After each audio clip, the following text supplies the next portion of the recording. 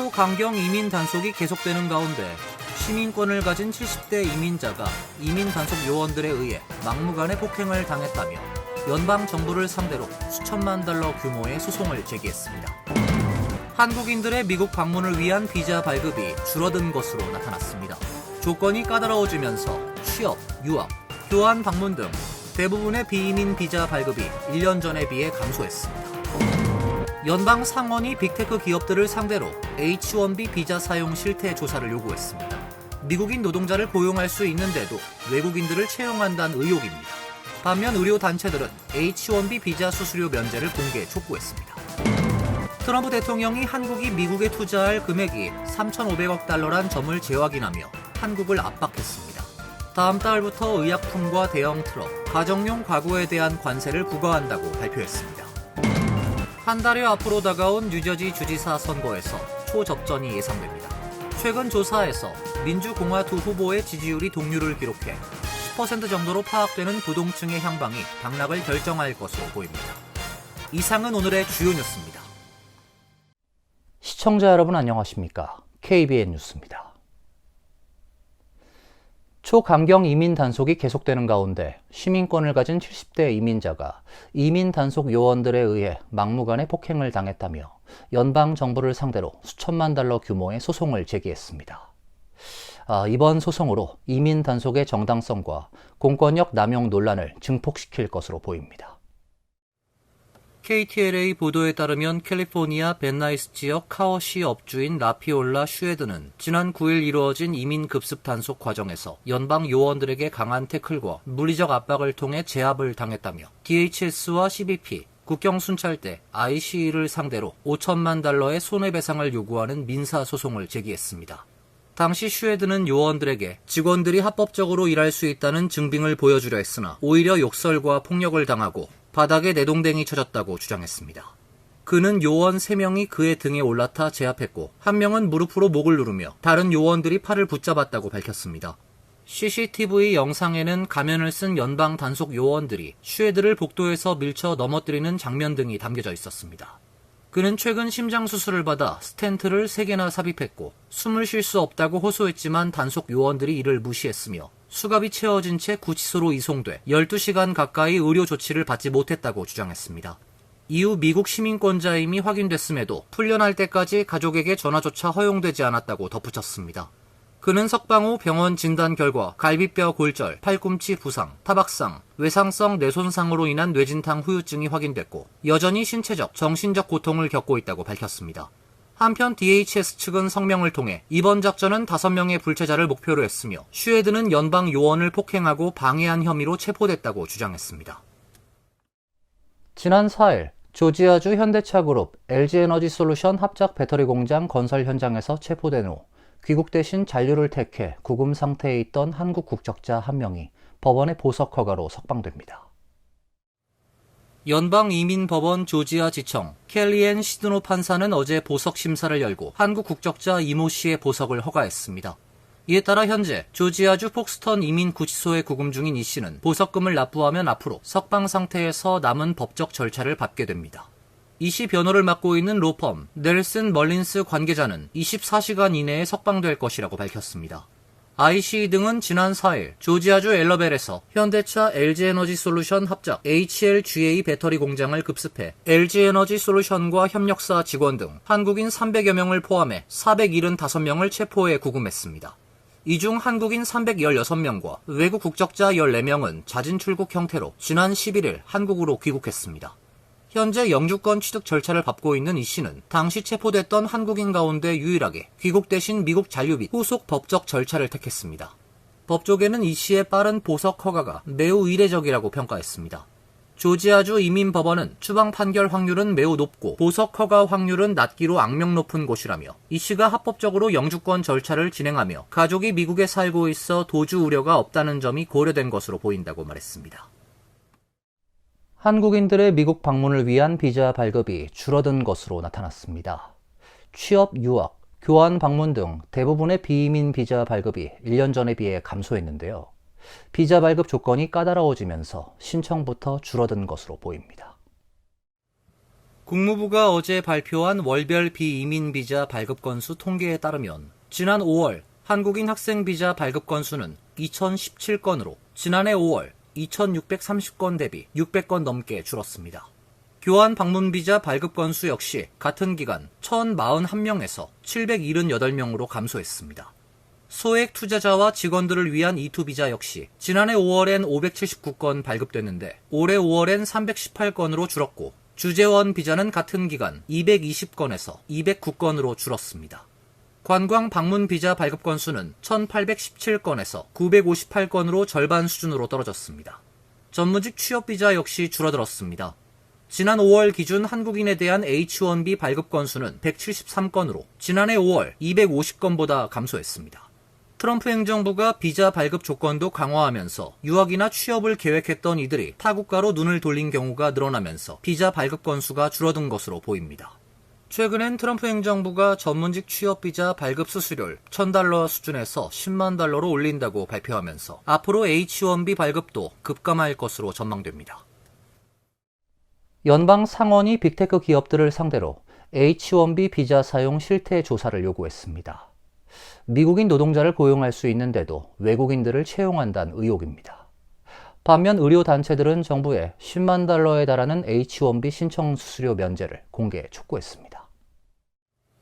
월스트리트 저널에 따르면 공화당의 척 그레슬리 상원 법사위원장과 민주당의 딕 더빈 법사위 간사는 24일 아마존, 애플, JP 모건 체이스 등 H-1B 프로그램 다량 사용 기업들의 서한을 보내 수천 명의 H-1B 인력을 채용하면서 동시에 다른 직종에선 감원을 단행하는 이유를 설명하라고 요구했습니다.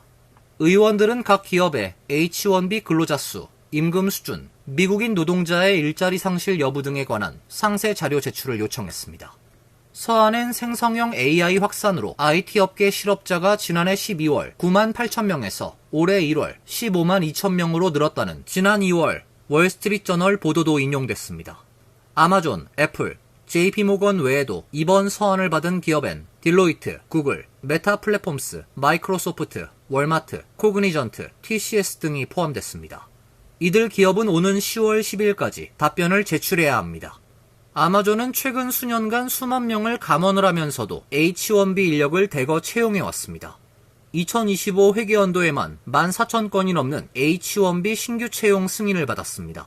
반면 의사협회 등 53개 의학단체들은 국토안보부에 전문직 비자 H-1B 신청 수수료 $10만 달러에서 의사들을 면제해줄 것을 공개 촉구했습니다. 단체들은 DHS에 보낸 서한에서 의사, 전공의, 펠로우들이 미국의 강력한 보건의료 유지에 필수적이라고 강조했습니다.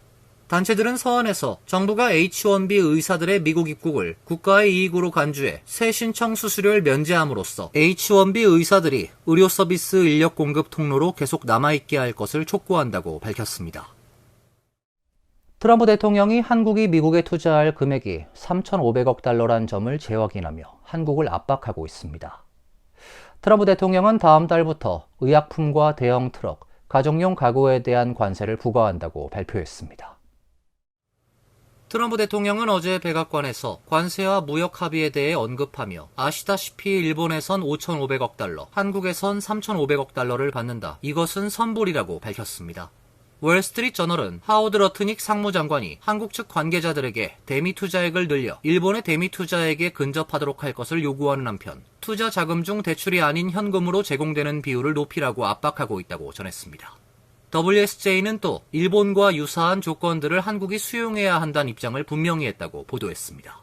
트럼프 대통령은 의약품과 대형 트럭, 주방 및 욕실 가구 및 소파 등 연질 가구에 관세를 부과하겠다고 밝혔습니다. 특히 의약품의 경우 기업이 미국의 의약품 제조 공장을 건설하고 있지 않다면 10월 1일부터 모든 브랜드 의약품 또는 특허 의약품에 대해 100%의 관세를 부과할 것이라고 밝혔습니다. 외국산 대형 트럭에 25% 관세를 부과하겠다고 예고했습니다. 트럼프 대통령은 우리 대형 트럭 제조사들을 불공정한 외부 경쟁으로부터 보호하기 위함이라며 피터빌트, 캐노스, 프라이트라이너, 맥트럭 등 위대한 제조업체들은 외부 방해 세력의 공세로부터 보호받을 것이라고 취지를 설명했습니다. 앞서 트럼프 대통령은 틱톡을 미국에서 계속 운영할 수 있도록 하는 거래안을 승인했습니다. 모기업 중국 바이트댄스의 미국 사업 지분은 19.9%로 제한하고 오라클, 실버레이크, MGX가 지분 45%를 보유하기로 했습니다. 트럼프 대통령은 어제 백악관 집무실에서 틱톡의 미국 내 사업을 승인하는 행정명령에 서명을 했습니다. 한 달여 앞으로 다가온 뉴저지 주지사 선거에서 초접전이 예상됩니다. 불과 2개월 전엔 민주당 후보의 지지율이 20%포인트나 앞섰지만 최근 조사에서 민주공화 두 후보의 지지율이 동률을 기록했습니다. 10% 정도로 파악되는 부동층의 향방이 당락을 결정할 것으로 보입니다. 에머슨 칼리지가 어제 발표한 여론조사 결과 민주당과 공화당의 뉴저지 주지사 후보 지지율이 각각 43% 동률로 집계됐습니다. 지난 6월 치러진 예비선거 이후 민주당 미키 셰릴 후보의 지지율이 공화당 잭 시아타렐리 후보 지지율을 앞서왔는데 처음으로 두 후보의 지지율이 동률로 기록된 것입니다. 최근 시아타렐리 후보의 공격적인 광고와 캠페인 전략이 유권자들에게 영향을 미쳤음을 보여줍니다. 젊은 유권자들 사이에선 민주당 셰릴 후보가 우세를 보이고 있지만 50세 이상 유권자들 사이에선 공화당 시아타렐리 후보가 앞서고 있습니다. 성별로 보면 여성은 46%가 셰릴 후보를 지지했고 남성은 51%가 시아타렐리 후보를 지지한다고 밝혔습니다. 이번 선거에서 뉴저지주 유권자의 51%는 경제 문제를 최대 이슈로 꼽았습니다. 올 여름 급등한 전기료 책임이 누구에게 있는지를 묻는 질문에 전력회사와 주지사를 꼽은 비율이 높은 반면 연방정부를 선택한 비율은 낮았습니다. 반면 이민 문제를 꼽은 유권자는 5%에 그쳤으며 낙태를 중요 이슈로 꼽은 유권자는 1%에도 미치지 못했습니다. 한편 트럼프 대통령은 이날 여론조사 결과를 자신의 SNS에 공유하며 환호했습니다. 지역 정치인들과 주민들이 자리를 함께하고 지역 현안을 논의하는 타운홀 미팅이 개최됩니다.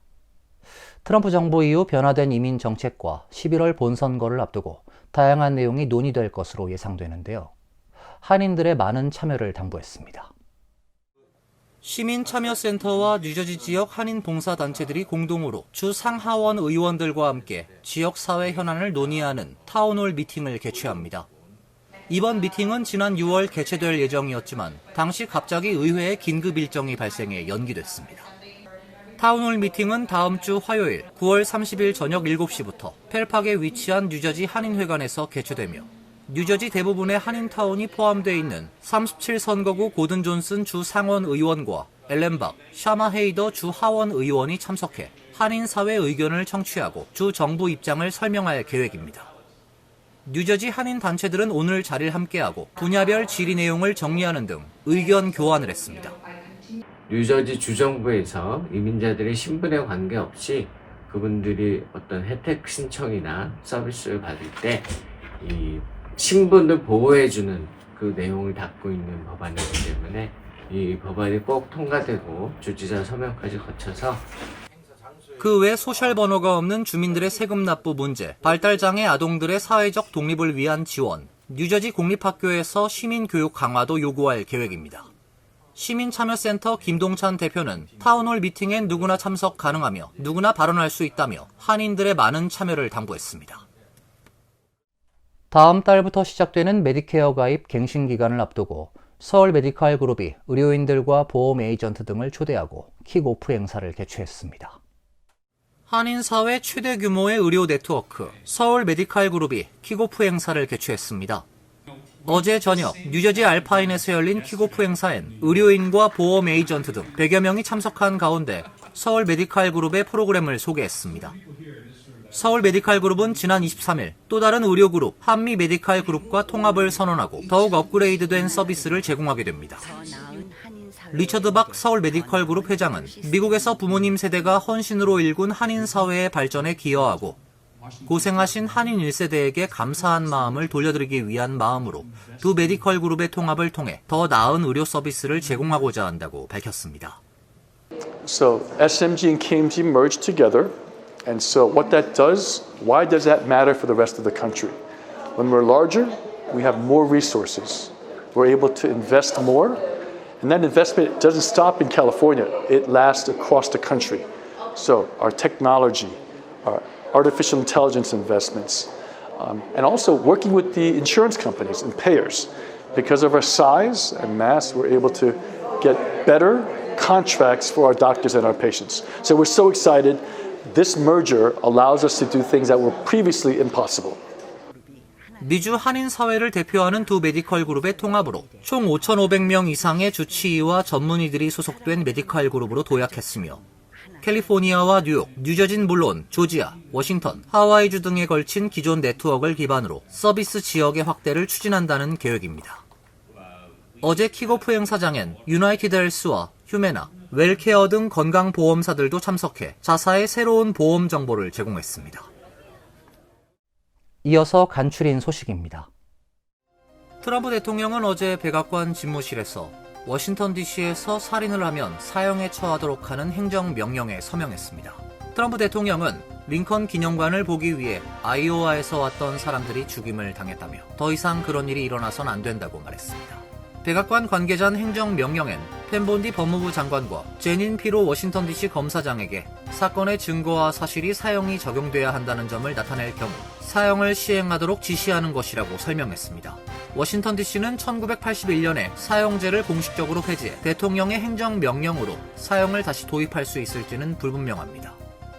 뉴욕 총영사관 관계자는 제22기 민주평통 자문위원회 뉴욕협의회 자문위원 추천을 마감한 결과 목표로 했던 정원을 채우지 못했다고 밝혔습니다. 영사관은 추천기간 마감일을 한 차례 연장했지만 당초 목표로 했던 정원 130명을 채우지 못했습니다. 지난 21기 정원이 170명이었던 점을 감안하면 무려 24%가량 줄어든 규모입니다. 하지만 한국의 민주평통 사무처로 직접 신청하는 경우도 많은 만큼 22기 정원은 11월 출범 전까지 충분히 채워질 것으로 예상하는 시각도 있습니다. 뉴욕 총영사관은 심사를 통해 최종 후보자를 결정한 후 후보자 명단을 늦어도 9월 말까지 한국의 민주평통 사무처에 송부할 예정입니다. 워싱턴주 켄트 경찰국은 땡손이 사고로 중태에 빠졌다가 지난 22일 사망한 58세 한인 목사 이시복 씨를 차량으로 들이받은 혐의로 28세 남성을 체포했다고 밝혔습니다. 경찰에 따르면 지난 16일 이 목사는 자신이 근무하던 업소에서 물품을 훔친 용의자를 밖으로 쫓아가 주차장에서 제지하면서 물건을 돌려달라고 요구했던 것으로 파악됐습니다. 경찰은 용의자는 훔친 물건을 돌려주기를 거부했고 실랑이 끝에 차에 올라 이 목사를 의도적으로 들이받은 뒤 현장에서 달아났다고 밝혔습니다. 한편 워싱턴주 한인사회에서는 범죄에 희생된 이시복 목사 장례비와 유가족을 돕기 위한 모금운동이 시작돼 온정이 이어지고 있습니다. 공화당 뉴욕시장 후보인 커티스 슬리와는 경쟁자인 앤드류 쿠오모 전 뉴욕 주지사가 자신에게 선거 포기를 대가로 거액을 제공하려 했다고 폭로했습니다. 슬리와 후보는 24일 맨해튼 어퍼 웨스트사이드에서 열린 기자회견에서 지금까지 7번 제안을 받았다며 아버지와 내가 평생 벌어들인 것보다 많은 돈을 주겠다고 했다고 주장했습니다. 그는 쿠오모가 여러 억만장자들을 설득해 현재 선두주자인 민주당 조란 맘다니 후보를 견제하기 위해 자신에게 현금이나 일자를 제안했다고 밝혔습니다. 하지만 쿠오모 측은 대변인을 통해 즉각 반박했습니다. 캠페인 대변인은 커티스 슬리와는 거짓말쟁이이자 사기꾼으로 홍보를 위해 가짜 범죄를 저지른 것을 인정한 바 있다며 슬리와의 주장을 일축했습니다. 환율과 증권 소식입니다.